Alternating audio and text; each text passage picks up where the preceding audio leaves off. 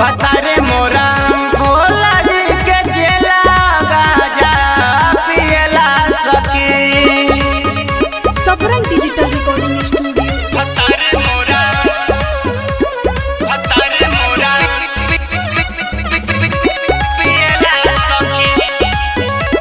बतारे मोरा भोला जी के चेला गाजा पियला सखी।